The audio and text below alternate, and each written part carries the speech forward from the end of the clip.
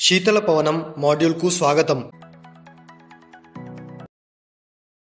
ఈ మాడ్యూల్ ముగిసే సమయానికి మీరు శీతల పవనాన్ని నిర్వచించగలరు, శీతల పవనాలకు గల కారణాలను వివరించగలరు, మానవులపై శీతల పవనాల ప్రభావాలను వివరించగలరు, శీతల పవనాల నుండి ఎలా రక్షించుకోవాలో వివరించగలరు, అల్పోష్ణ స్థితికి ప్రీ హాస్పిటల్ చికిత్స దశలను వివరించగలరు, ఫ్రాస్ట్ బైట్ మరియు లోతైన శీతల గాయాలకు ప్రీ హాస్పిటల్ చికిత్స దశలను వివరించగలరు మరియు వాలంటీర్ల పాత్రను తెలియజేయగలరు.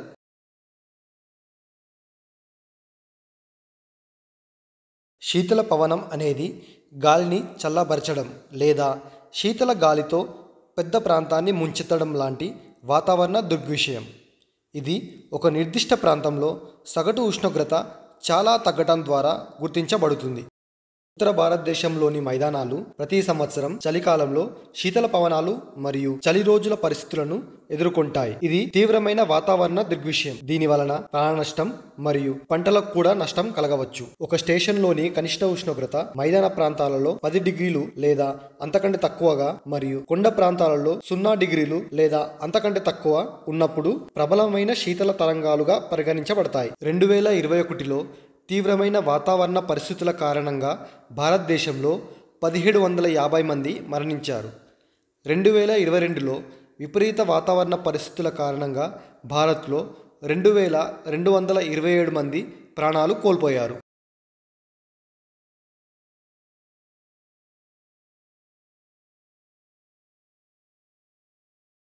శీతల పవనాల అభివృద్ధి, దాని ప్రభావాలు మరియు చల్లని వాతావరణం వల్ల కలిగే గాయాల గురించి తెలుసుకుందాం. మరింత తెలుసుకోవడానికి ప్రతి ట్యాబ్ను క్లిక్ చేయండి. శీతల తరంగాల ఏర్పాటు. పెద్ద పరిమాణంలో చల్లని గాలి ఒక ప్రాంతం నుండి మరొక ప్రాంతానికి మారినప్పుడు చల్లని తరంగాలు ఏర్పడతాయి. అలా ఏర్పడిన చల్లని తరంగాలు కూడా తీవ్రమైన గాలితో కలిసి ఉంటాయి. ఈ రకమైన దృగ్విషయాన్ని శీతాకాలపు తుఫాను అంటారు.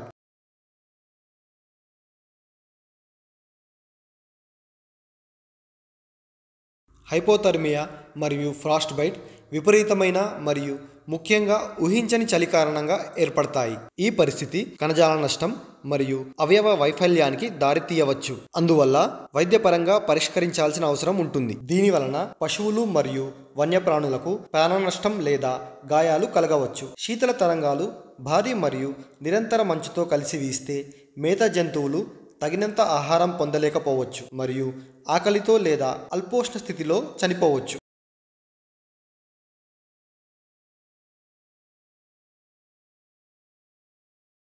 చల్లని వాతావరణం కారణంగా గాయాలు. ఒక వ్యక్తి విపరీతమైన శీతల ఉష్ణోగ్రతలకు గురైనప్పుడు అది శరీర ఉష్ణోగ్రతలో తగ్గుదలకు దారి తీయవచ్చు మరియు తద్వారా తీవ్ర చలితో సంభవించే వైద్య సమస్యలైన ఫ్రాస్ట్ బైట్, ఫ్రాస్ట్ నిప్, చిల్బ్లెయిన్స్ మరియు అల్పోష్ణ స్థితులను ఉత్పన్నం చేస్తుంది. ఫ్రాస్ట్ బైట్ అనేది శరీర కణజాలం గడ్డకట్టడం, తరచుగా అల్పోష్ణ స్థితితో కూడి ఉంటుంది. చర్మం యొక్క కణాల మధ్య మంచు క్రిస్టల్ ఏర్పడినప్పుడు మరియు కణాల నుండి ద్రవాన్ని సంగ్రహించడం ద్వారా పెరిగినప్పుడు ప్రసరణ ఆటంకం ఏర్పడుతుంది. దీనివల్ల ప్రభావితమైన కణజాలానికి అదనపు నష్టం జరుగుతుంది. ఇది సాధారణంగా చేతులు, కాళ్ళు, చెవులు, ముక్కు మరియు బుగ్గలను ప్రభావితం చేస్తుంది.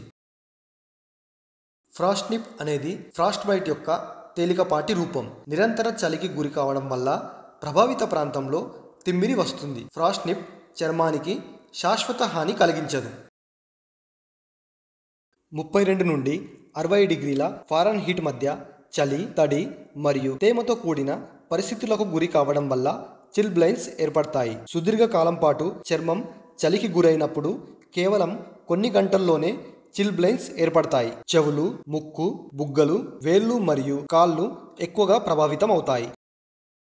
హైపోథర్మియా అనేది సాధారణంగా 34.4 డిగ్రీల సెల్సియస్ లేదా 94 డిగ్రీల ఫారెన్హీట్ కంటే తక్కువ శరీర ఉష్ణోగ్రతగా నిర్వచించబడింది. ఆ వ్యక్తికి అనుబంధ గాయాలైన డీహైడ్రేషన్ మరియు మంచు అంధత్వంకు దారి తీస్తుంది. నిర్జలీకరణం శరీర ద్రవాలను కోల్పోయేలా చేస్తుంది మరియు సాధారణ శరీర పనితీరును మందగిస్తుంది లేదా నిరోధించవచ్చు. నిర్జలీకరణం చల్లని వాతావరణ ప్రమాదానికి గురయ్యే అవకాశాన్ని పెంచుతుంది. మంచు అంధత్వం వాపుకు కారణమవుతుంది మరియు మంచు లేదా మంచు ద్వారా ప్రతిబింబించే సూర్యుని యొక్క అతినీల లోహిత కిరణాల వల్ల కలిగే కళ్ళ యొక్క సున్నితత్వం. అల్పోష్ణ స్థితి సంకేతాలు మరియు లక్షణాల గురించి తెలుసుకుందాం.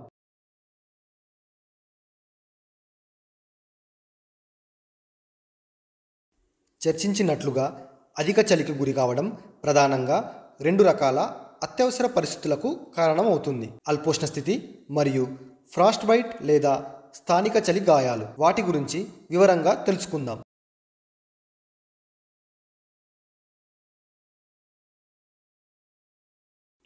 హైపోథర్మియా 2 రకాలు: తేలికపాటి మరియు తీవ్రమైన హైపోథర్మియా. సంకేతాలు మరియు లక్షణాల గురించి మరింత తెలుసుకోవడానికి ప్రతి ట్యాబ్పై క్లిక్ చేయండి. తేలికపాటి అల్పోష్ణ స్థితి యొక్క సంకేతాలు మరియు లక్షణాలు: జడ కనుపాపలు, ప్రకాశవంతమైన కాంతిలో కనుపాప నెమ్మదిగా సంకోచించడం, అదుపులేని వణుకు, తక్కువ ఉష్ణోగ్రతకు గురి కావడం వల్ల చలి వల్ల పుట్టే వణుకు. చలి అనేది చల్లని వాతావరణంలో ఉన్న తర్వాత చల్లగా అనిపించే పరిస్థితి. నిద్రమత్తు, ఇది రోజు మొత్తంలో సాధారణం కంటే ఎక్కువ నిద్రపోవాలనే కోరికను సూచిస్తుంది. నిద్రమాంద్యం ఉన్న వ్యక్తులు ఇష్టం లేకున్నా నిద్రపోవచ్చు. దృష్టి కోల్పోవడం అంటే అంధత్వం లేదా బాగా చూసే మీ సామర్థ్యాన్ని కోల్పోవడం. వేగవంతమైన శ్వాస, నిమిషానికి 20 శ్వాసల కంటే ఎక్కువ శ్వాస తీసుకోవడం. స్లో పల్స్, గుండె 1 నిమిషంలో 60 సార్లు కంటే తక్కువ కొట్టుకుంటుంది.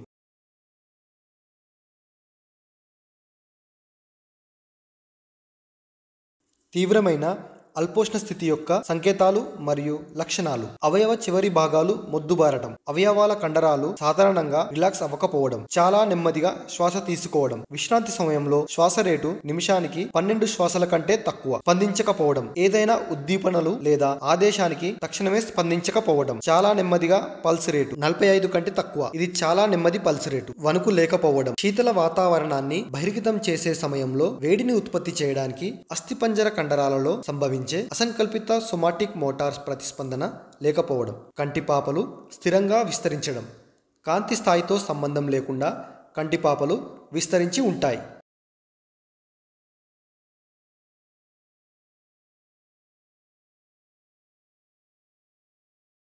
ఇచ్చిన స్టేట్మెంట్లు సరైనదో కాదో గుర్తించండి. హైపోథర్మియా విషయంలో రోగి వెంటనే ఆసుపత్రిలో చేరాలి. హైపోథర్మియా అనేది ఒక అంటువ్యాధి. ఇది సరియైనదా కాదా? హైపోథర్మియా యొక్క మరింత తీవ్రమైన పరిణామాల గురించి తెలుసుకుందాం. మరింత తెలుసుకోవడానికి ప్రతి అవయవాన్ని క్లిక్ చేయండి. అల్పోష్ణ స్థితి మెదడుపై ప్రభావం చూపుతుంది మరియు చైతన్యంలో మార్పులు, ఆప్నియా లేదా కోమాకు దారి తీస్తుంది. మార్పు చెందిన చైతన్యం అంటే ఒక వ్యక్తి యొక్క సాధారణ మానసిక స్థితి లేదా ఆ స్థితిలో మార్పు రావడం. ఈ మార్పు వల్ల ఆ వ్యక్తి అనుభవాలు, భావాలు సాధారణ వ్యక్తులకు భిన్నంగా ఉంటాయి. ఆప్నియా అనే పరిస్థితిలో ఒక వ్యక్తి శ్వాస తీసుకోలేకపోవడం లేదా కొంత సమయం శ్వాస ఆగిపోవడం. కోమా అంటే చాలా కాలం పాటు స్పృహ కోల్పోవడం. ఈ సమయంలో శరీరం ఏ రకమైన ప్రేరణకు స్పందించదు. హైపోథర్మియా ఊపిరితిత్తులపై ప్రభావం చూపుతుంది మరియు ఆస్పిరేషన్ నిమోనియా లేదా అడల్ట్ రెస్పిరేటరీ డిస్ట్రెస్ సిండ్రోమ్కు కారణమవుతుంది. ఆహారం లేదా ద్రవం మింగడానికి బదులుగా వాయుమార్గం లేదా ఊపిరితిత్తుల్లోకి ప్రవేశించినప్పుడు లేదా నోటి ద్వారా కడుపు నుండి ఆహారం లేదా ఇతర పదార్థాలు వడపోతలో వైఫల్యం కారణంగా ఊపిరితిత్తుల్లోకి ప్రవేశించినప్పుడు ఆస్పిరేషన్ నిమోనియా సంభవిస్తుంది. అడల్ట్ రెస్పిరేటరీ సిండ్రోమ్లో ద్రవాలు ఊపిరితిత్తుల ఆల్వియోలలో పేరుకుపోతాయి లేదా ప్రాణాంతకమైన ఊపిరితిత్తుల గాయంతో ఊపిరితిత్తుల్లోకి ద్రవం లీక్ అవుతాయి లేదా ఆల్వియోలి లేదా ఊపిరితిత్తులు ద్రవాలతో నిండిపోతాయి. అల్పోష్ణ స్థితి పేగులపై ప్రభావం చూపుతుంది మరియు జీర్ణాశయాంతర రక్తస్రావం కలిగిస్తుంది. ఇది గొంతు నుండి పురుషనాళం వరకు ఎక్కడైనా జీర్ణ వ్యవస్థలో ప్రారంభమయ్యే రక్తస్రావం. ఇంట్రావాస్కులర్ కోయాగులేషన్ పరిస్థితి రక్తం గడ్డకట్టే సామర్థ్యాన్ని ప్రభావితం చేస్తుంది లేదా శరీరం అంతటా రక్తం గడ్డకట్టి చిన్న రక్తనాళాలను అడ్డుకోవడం జరుగుతుంది. రోగి తీవ్రమైన మూత్రపిండ వైఫల్యానికి గురి అవుతాడు. ఇది మూత్రపిండాలు అకస్మాత్తుగా వ్యర్థమైన ఆహారాన్ని రక్తం నుండి ఫిల్టర్ చేయలేని పరిస్థితి. గుండెపై హైపోథర్మియా యొక్క ప్రభావం అరిథ్మియాసిస్కు కారణమవుతుంది. ఇందులో గుండె అసాధారణమైన లయ, క్రమరహిత హృదయ స్పందనతో కొట్టుకుంటుంది. ఇది పల్స్లెస్ ఎలక్ట్రిక్ యాక్టివిటీకి కూడా కారణమవుతుంది. ఎందుకంటే గుండెలోని ఎలక్ట్రిక్ యాక్టివిటీస్ దాని స్పందనకి సరిపోయేంతగా లేక గుండె ఆగిపోతుంది. హైపోథర్మియాకు ప్రీ హాస్పిటల్ చికిత్స గురించి తెలుసుకుందాం. ప్రోటోకాల్ ప్రకారం సార్వత్రిక జాగ్రత్తలు తీసుకోండి. ప్రభావిత ప్రాంతాన్ని సురక్షితం చేయండి మరియు EMS కు సమాచారం ఇవ్వండి. బాధిత వ్యక్తి యొక్క ప్రాథమిక అంచనా మరియు శారీరక పరీక్ష నిర్వహించండి. ఓపెన్ ఎయిర్వేని నిర్వహించండి మరియు అవసరమైతే ఆక్సిజన్ ని అందించండి. చల్లని వాతావరణం నుండి రోగిని తరలించండి. ఏదైనా తడి దుస్తులు ఉంటే తీసివేసి రోగిని దుప్పటితో కప్పండి. రోగిని పొడిగా వెచ్చగా ఉంచండి. రోగి గృహలో ఉంటే నెమ్మదిగా వెచ్చని ద్రవాలను త్రాగించండి. వైటల్ సైన్స్ ని పరిశీలించండి. తర్వాత ఫ్రాస్ట్ బైట్ లేదా లోకల్ కోల్డ్ ఇంజురీస్ కి ప్రీ హాస్పిటల్ చికిత్స గురించి తెలుసుకుందాం. ఫ్రాస్ట్ బైట్ కోసం ఆసుపత్రికి తరలించే ముందు చికిత్స ఈ క్రింది విధంగా ఉంటుంది. చల్లని వాతావరణం నుండి రోగిని తొలగించండి. రోగిని స్తంభింపబడిన అవయవంపై నడవడానికి అనుమతించవద్దు. గడ్డగట్టిన ప్రాంతంలో గాయం మళ్లీ గడ్డగట్టకుండా రక్షించండి. ప్రభావిత ప్రాంతాన్ని ఆరబెట్టి శుభ్రమైన కట్టు వేయండి. వేళ్లు ప్రభావితమైతే వాటి మధ్య డ్రెస్సింగ్ చేయండి. పైపైన గాయాలైతే కవర్ చేసి వెచ్చగా ఉంచండి. గాయం లోతుగా ఉంటే పొడుగా ఉన్న శుభ్రమైన డ్రెస్సింగ్ని వినియోగించండి. ఫ్రాస్ట్ బైట్ ప్రారంభ దశలో చికిత్స చేయడం చాలా ముఖ్యం. ఫ్రాస్ట్ బైట్ చికిత్స చేయకపోతే ఏం జరుగుతుందో చూద్దాం. ఫ్రాస్ట్ బైట్ యొక్క తర్వాతి దశలను లైట్ లేదా డీప్ కోల్డ్ గాయాలు అంటారు. ఈ స్థితిలో చర్మం చాలా మైనంగా కనిపించవచ్చు మరియు స్పర్శకు దృఢంగా ఉండవచ్చు. గడ్డ కట్టడం కొనసాగుతున్నందున అది మచ్చలు మచ్చలుగా మారుతుంది. చివరగా పొక్కులుగా మరియు తెల్లగా మారుతుంది.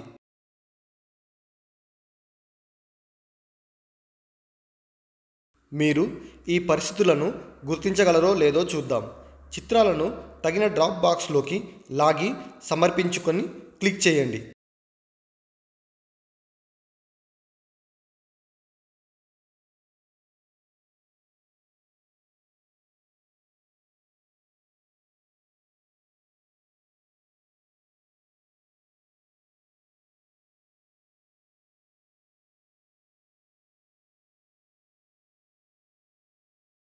ప్రశ్నకు సమాధానం చెప్పండి.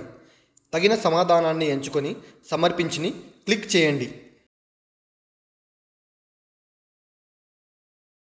ఇప్పుడు శీతల వాతావరణ గాయాల నివారణ గురించి వివరంగా చర్చిద్దాం.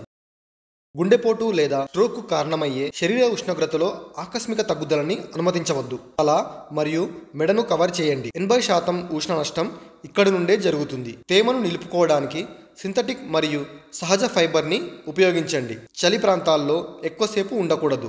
మీరు చలిలో బయటకు వెళ్ళవలసి వస్తే షెల్టర్ వద్ద మాత్రమే విశ్రాంతి తీసుకోండి.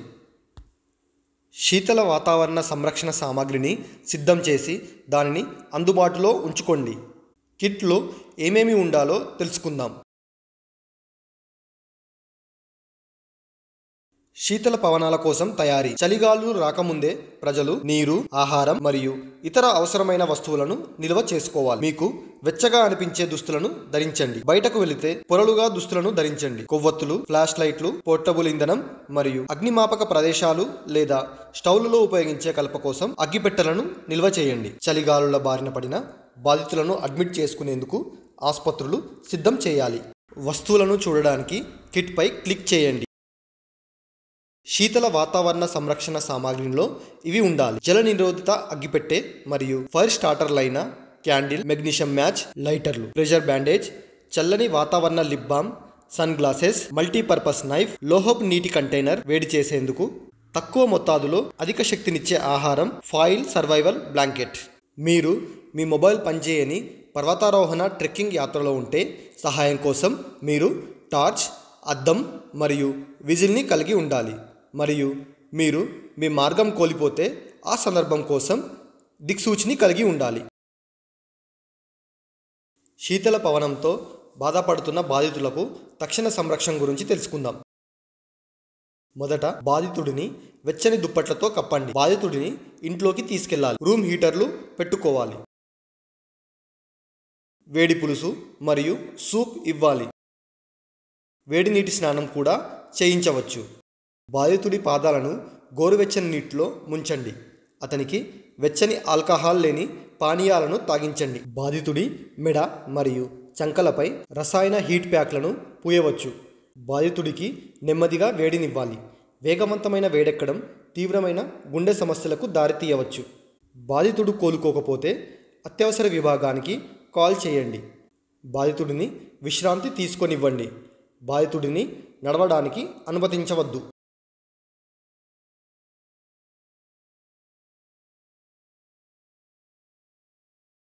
చలి తరంగాల బారిన పడిన వ్యక్తికి ఎలా చికిత్స చేయాలి?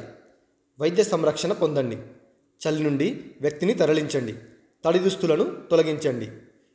పీడితుడి శరీరానికి మధ్య భాగాలైన ఛాతీ, మెడ, తల, నడుములను వెచ్చగా ఉంచండి. అతనికి నేరుగా వేడినివ్వకుండా వెచ్చని దుప్పట్లు, తువాళ్లు చుట్టిన వెచ్చని నీటి సీసాలు లేదా శరీరం నుండి శరీరానికి వెచ్చదనం ఇవ్వండి. వ్యక్తికి మసాజ్ చేయవద్దు లేదా రుద్దవద్దు.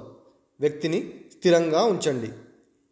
ఆ వ్యక్తి మేల్కొని ఉంటే వెచ్చని పానీయాలు సహాయపడతాయి. ఆయనకి మద్యం తాగించవద్దు.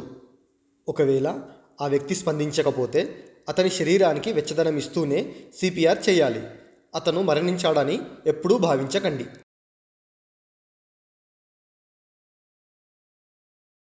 ఇప్పుడు చల్లని ప్రదేశాలకు వెళ్ళేటప్పుడు తీసుకోవాల్సిన జాగ్రత్తలు ఏమిటో తెలుసుకుందాం. మీరు చల్లని ప్రదేశాలకు వెళ్ళే పర్యాటకులైతే మీరు తీసుకోవాల్సిన జాగ్రత్తలు ఏమిటి? చలిగాలుల కోసం సూచనలు తనిఖీ చేయండి. మీ వద్ద స్థానిక హెల్ప్ లైన్ నంబర్లను అందుబాటులో ఉంచుకోండి. మీ ఎలక్ట్రానిక్ పరికరాలను ఛార్జ్ చేయండి. తద్వారా మీకు కవరేజ్ లభిస్తే మీరు సహాయం కోసం కాల్ చేయవచ్చు లేదా తాజా యాప్ల ద్వారా నావిగేట్ చేయవచ్చు. మీరు చలిగాలుల్లో చిక్కున్నట్టయితే ఆహారం మరియు నీటి నిల్వలను తీసుకోండి. స్థానిక గైడ్ లేకుండా అటవీ ప్రాంతాలకి వెళ్ళవద్దు.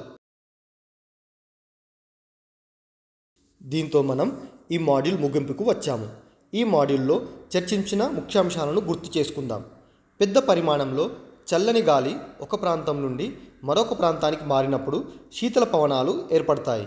అతి శీతల వాతావరణం యొక్క రెండు ప్రధాన ప్రభావాలు అల్పోష్ణ స్థితి మరియు ఫ్రాస్ట్ బైట్లు. ఇది కొన్నిసార్లు ప్రాణ నష్టానికి దారితీస్తుంది. సాధారణ సంకేతాలు మరియు లక్షణాలు: దృష్టి కోల్పోవడం, చలి, స్పందించకపోవడం, నెమ్మదిగా పల్స్, మగత మొదలైనవి.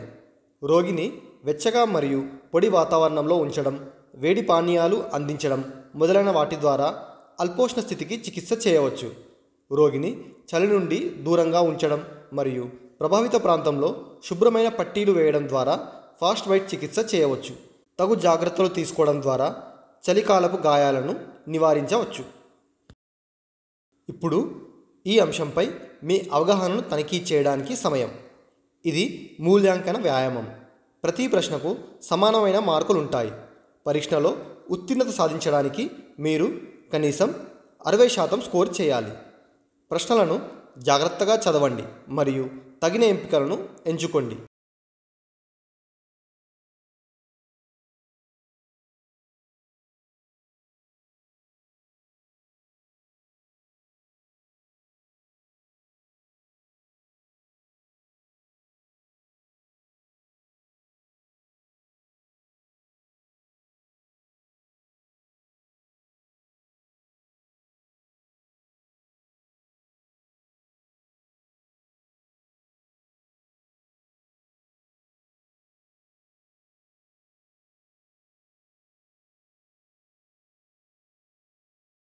అభినందనలు.